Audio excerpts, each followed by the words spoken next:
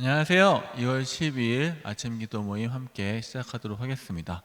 오늘 함께 나눌 찬양은 하늘에 나는 새도라는 찬양입니다. 함께 찬양하도록 하겠습니다.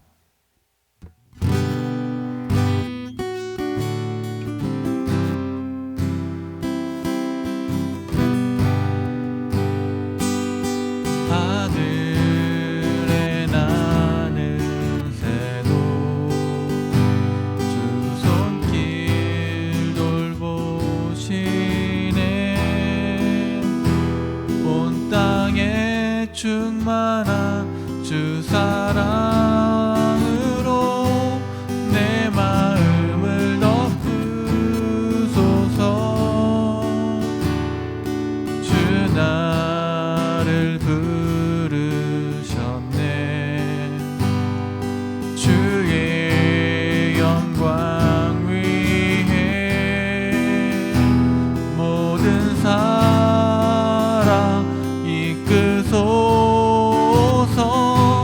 주의 영광으로 주 말씀 향하여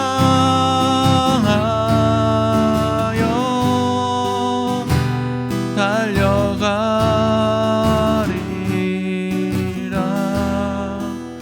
힘도 아닌 능도 아닌 오직 성령으로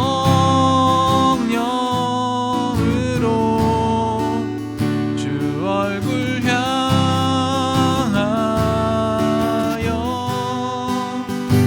달려가리라.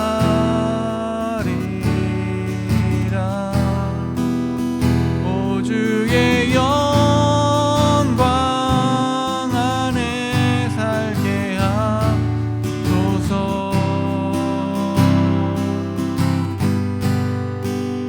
주 말씀 향하여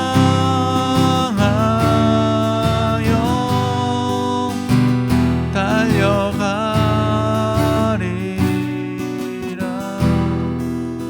힘도 아닌 능도 아닌 오직 성령으로 주 얼굴 향하여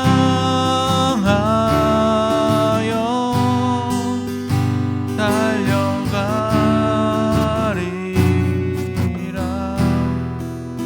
오 주의 영광 안에 살게 하소서.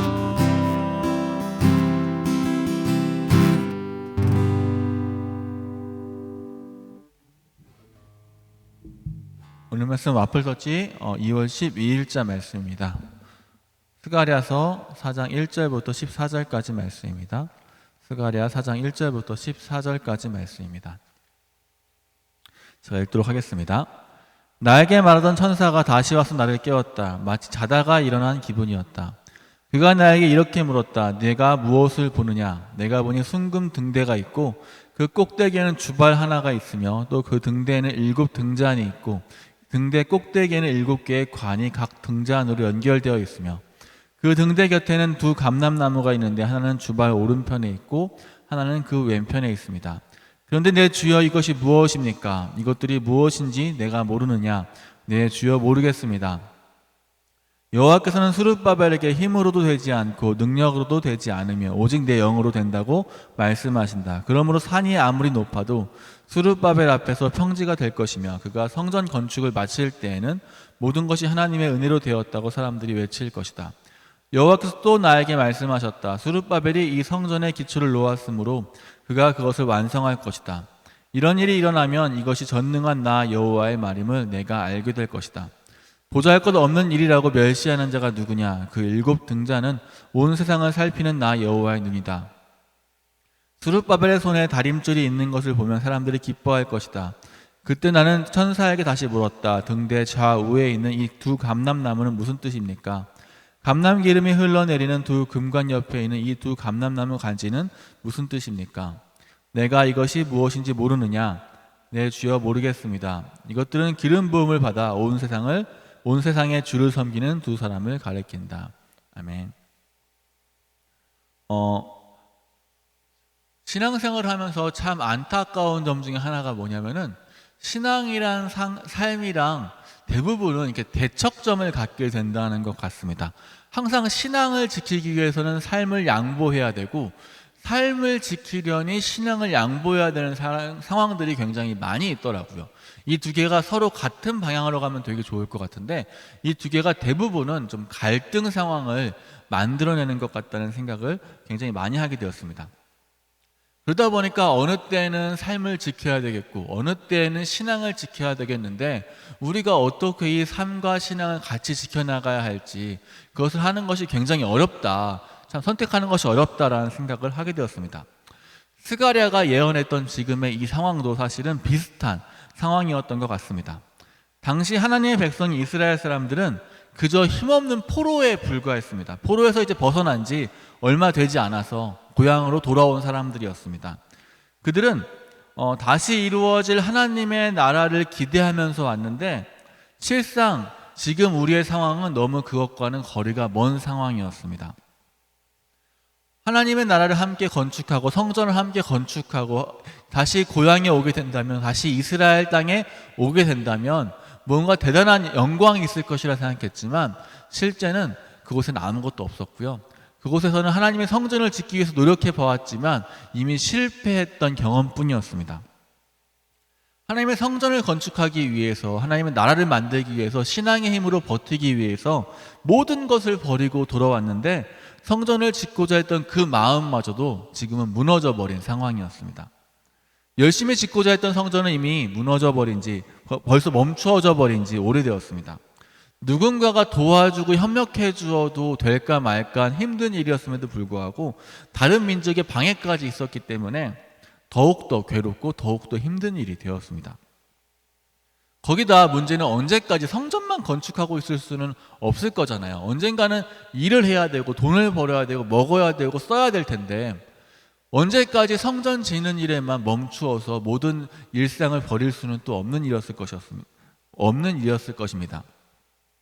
모든 것을 버리고 온 이스라엘 사람들은 먹고 살기 위해서 어쩌면 성전을 잠시는 미뤄두어야 했을지도 모르겠습니다.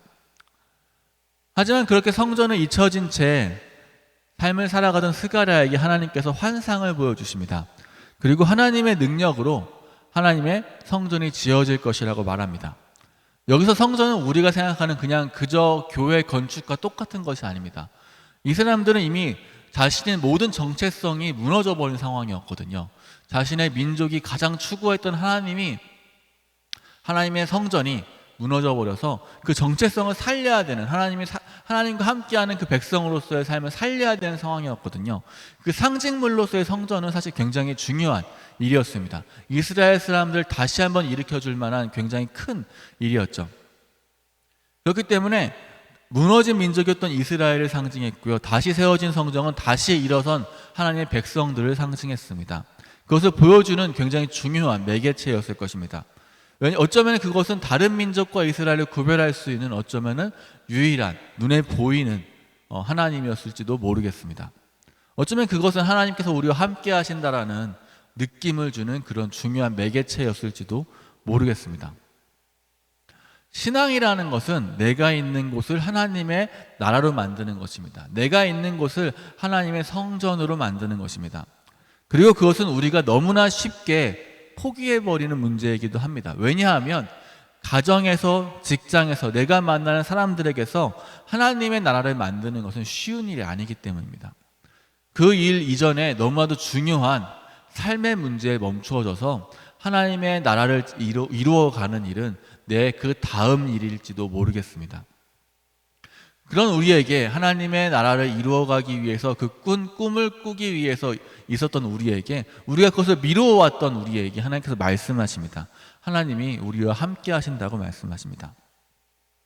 스룹바벨에게 함께 하셨던 것처럼 하나님의 나라를 포기하지 않고 시작하는 모든 사람들과 함께 하신다고 말씀하십니다. 오늘 말씀 9절에 보면 이런 말씀이 있습니다.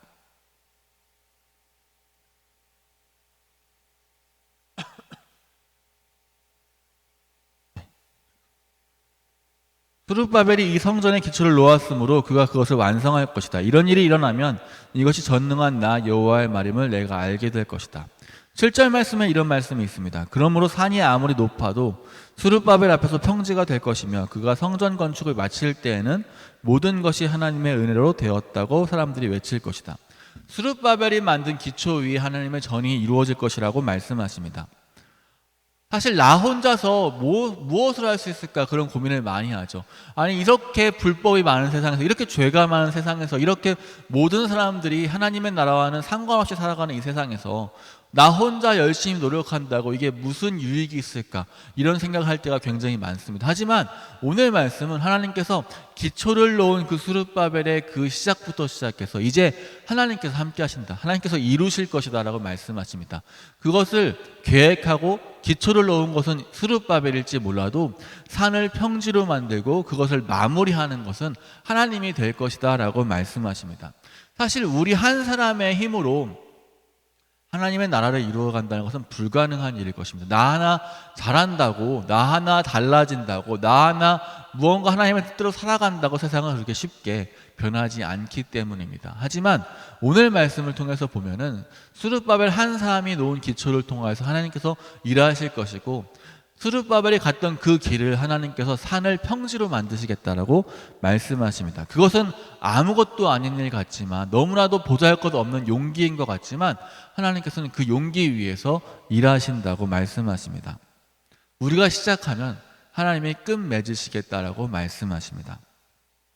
어쩌면 하나님의 나라는 여러 사람들의 계획 속에서 이루어진 것이 아니라 나 한 사람의 계획에서부터, 나 한 사람의 자그마한 용기에서부터 이루어지는 것은 아닐까 한번 생각해 봅니다. 어쩌면 하나님께서 스가랴에게 환상을 보여주셨던 것처럼, 어쩌면 하나님께서 스룹바벨에게 명령하셨던 것처럼, 스룹바벨이 놓았던 그 기초 위에서 그 일을 시작하셨던 것처럼 하나님께서는 나를 통하여서, 나의 그 조그마한 용기, 나의 그 조그마한 믿음을 통해서 하나님의 나라를 이루어 가실 줄을 믿습니다.